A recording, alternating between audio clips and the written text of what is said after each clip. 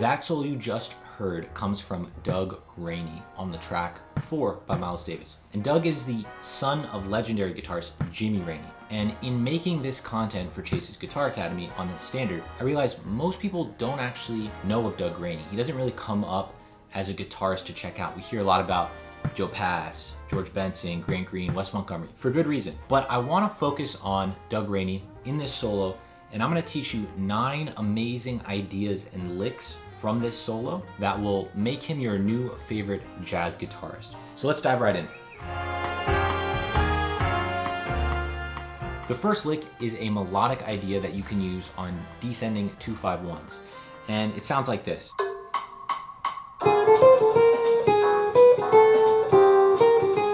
So I want to start off with this idea because it's actually pretty simple. We have descending 2-5s, right? G minor, he doesn't play the C7, but then we go F sharp minor to B7, F minor to B flat 7, right? So those 2-5-1s keep going down chromatically. And what's really interesting here is we're just using 3 notes. So really any way we play these 3 notes, the 9th up to the 11th, and then in closing the 3rd. And you just move that idea, move that down. So you have this like, that thing. You can just use any combination of those 3 notes will sound pretty good. So that's the first lick. The second lick here I'm calling a pentatonic +1 lick. And this is a concept I talk about in Chase's Guitar Academy and we'll be going through with CGA live in the next few months if you want to check the link in the description. It's a very simple lick using the pentatonic scale. And it sounds like this. So over E flat major, I'm thinking about it like C minor. It's just a really nice melody that starts off his second chorus of the solo. And the +1 part is, it's basically C minor pentatonic plus the note D. So that's a very easy way to add to the pentatonic shapes you already know. There's a little bit more to the concept, but I'll save that for the live classes. These next 3 licks are all classic vocabulary that you need to know as a jazz guitarist. And 2 of them are on minor 7 chords and 1 is on a dominant chord. Let's do the minor 7 one first. This is over F minor 7. And it sounds like this. So I like this idea a lot. It's in F minor 7 we're playing over. And let's just break the lick down. It's basically 2 parts. We're starting on E flat. And we are coming down a C minor 7 arpeggio. E flat, C, B flat, G. Those are all notes in C minor 7. And from there, we use that G to go up an A flat major 7 arpeggio. So down C minor 7 with that little triplet. So rest, coming back to F, right? So this is a really nice one. As far as the shape I would think of, you could either think of this kind of drop 2 shape. It's basically a position lower than just this bar. So let's say I want to do it for C minor now. I start on the minor 7th, a whole step below the root. And I have that lick, right? G minor. You want to be able to move these ideas around the fretboard easily. Lick number 4 is a classic Lydian dominant lick. And this is over a D flat 7. This is when we have a 2, 5, and 4 of A flat minor and D flat 7. You also hear this done for a G7 altered. So it can be used for G7 or D flat 7 effectively. The lick sounds like this. So in this position, I would visualize D flat 13 right here. And we're starting on that 13. Normally ending up on that G.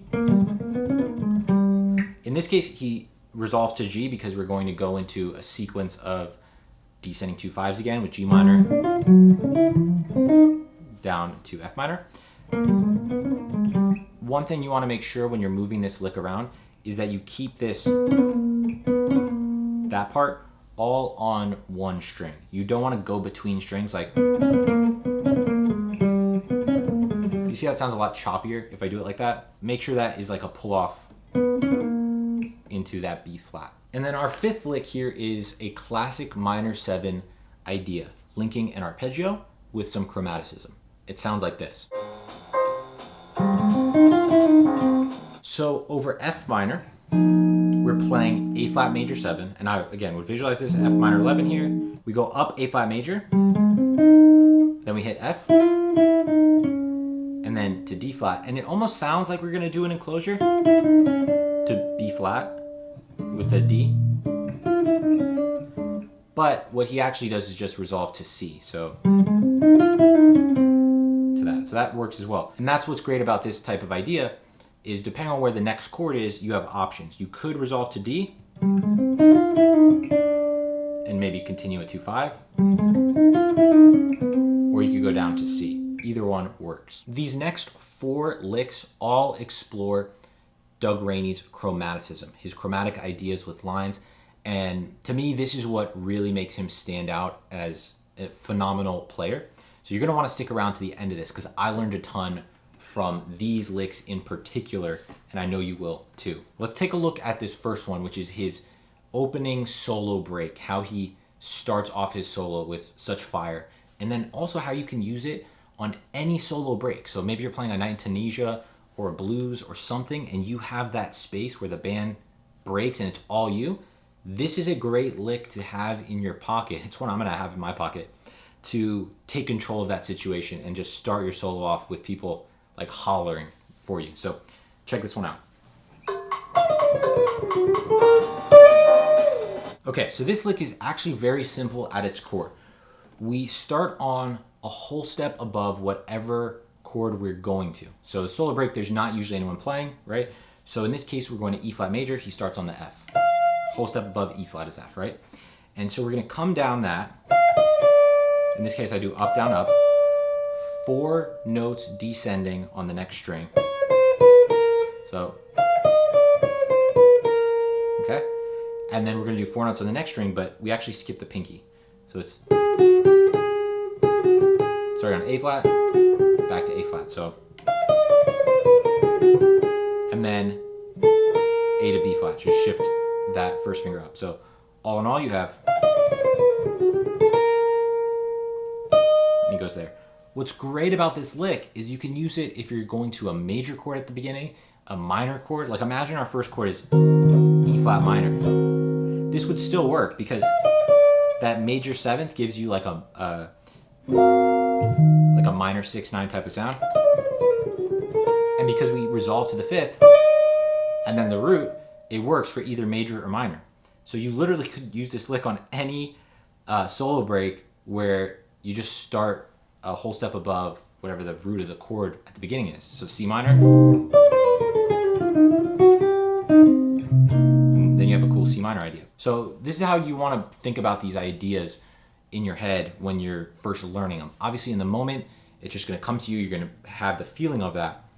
But in first learning them and moving them around, this is how I suggest actually getting them into your playing. A little bit later, he has another idea that is another great chromatic descending idea over a 2-5.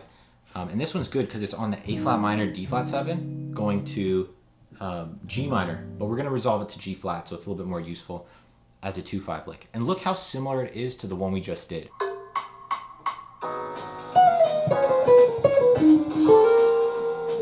So in 4, it goes to G minor after this, but what's great is we're resolving to B flat.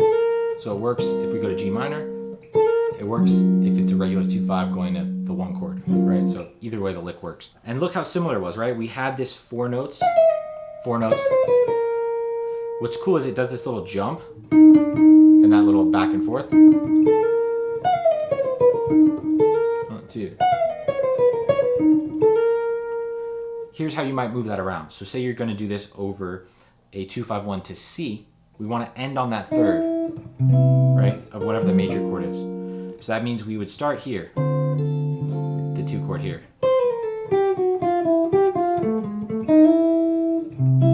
So 1, 2.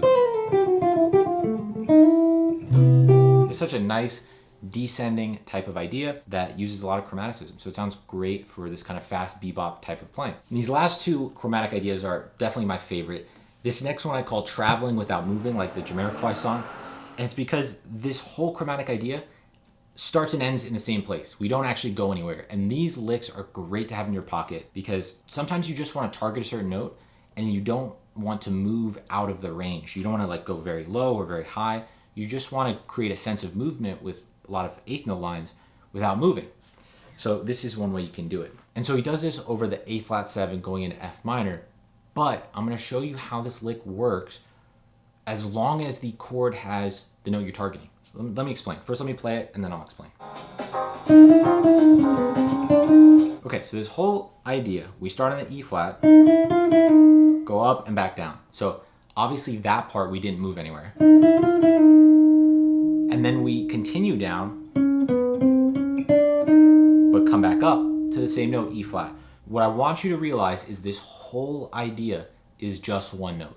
It's just E flat. As long as you have that target note in the chord that you're playing over, this lick works. Let me demonstrate. What if it's C minor?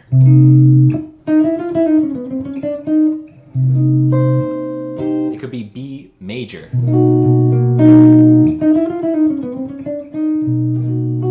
It could be C sharp minor.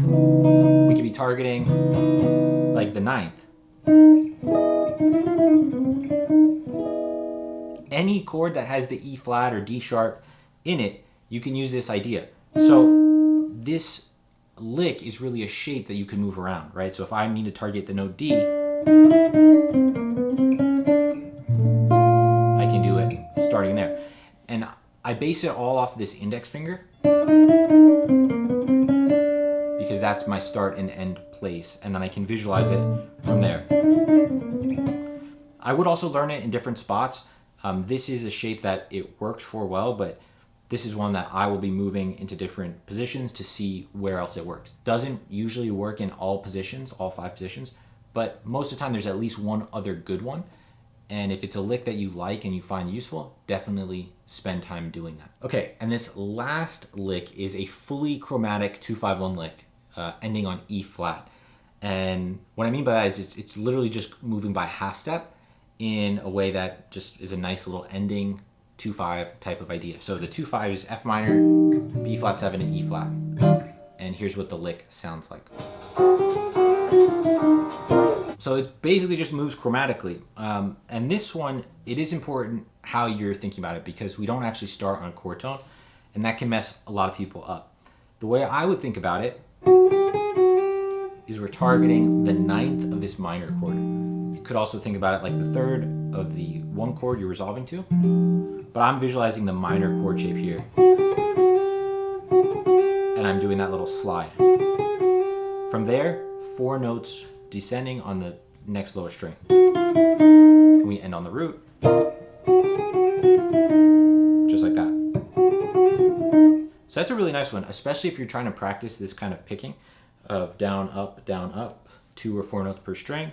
This is a great first lick to be working on that kind of fast idea for. You could even sync this lick up with lick number 7 to get a bunch of these chromatic things. And this is what starts to happen as you combine licks and improve your vocabulary, is this sort of stuff happens naturally. So let's play this lick after lick number 7.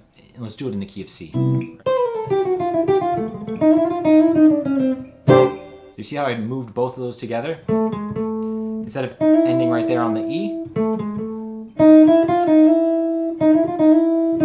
we add a little bit of an extension to it with that chromatic 2-5 part. Hopefully you guys dug this lesson. Let me know in the comments which of these licks was your favorite and what you want to see next. If you are into this standard, want to see more from me analyzing different solos, as well as breaking down how Doug Raney's solo here is very similar to Miles Davis's solo on 4. I'm going to do that in Chase's Guitar Academy.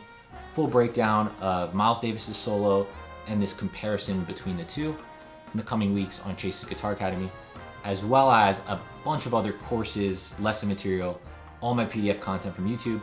All my best stuff is there. We are starting live classes this fall semester, as well as having some of the world's best jazz guitar educators every single week for about 12 weeks in CGA.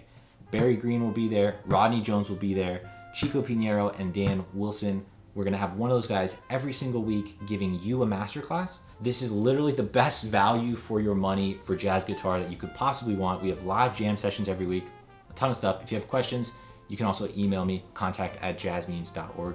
Hope to see you guys there. Hit like, subscribe to the channel if you're new, and comment below. Let me know what you guys thought. And it sounds like this. It does not sound like that. That sounds pretty bad.